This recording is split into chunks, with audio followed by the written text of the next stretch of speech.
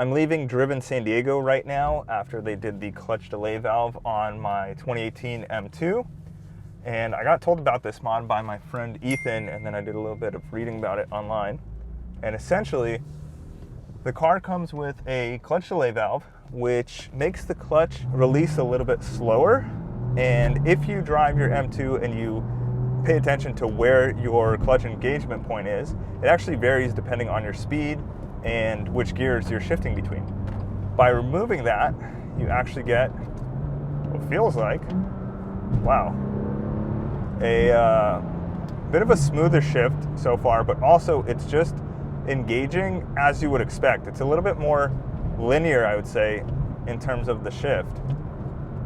And what's interesting, wow, it's such a minuscule feeling that if you didn't tell me about it and I test drove 2 different M2s, I probably wouldn't notice. But driving my NC Miata all the time, that's what made me realize that I should probably do this, and it feels a lot better. So I've driven a few miles now away from the shop, and I did a lot of slow speed driving. I was running some errands. You might see some paperwork over here.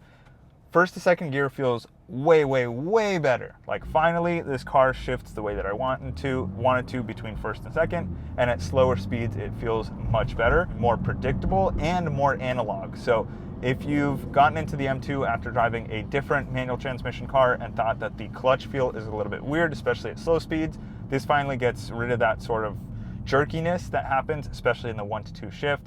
I really like it. I've used it now in comfort mode, in Sport Plus.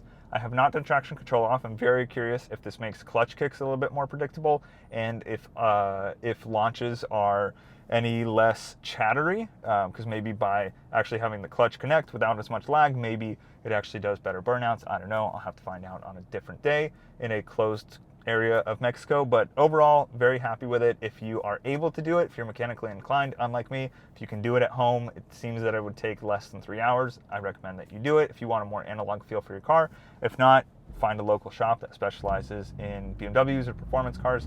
They should be able to do it pretty easily. Huge thank you to Driven San Diego and also my friend Ethan for recommending the shop and recommending that I do this mod, and it feels really good.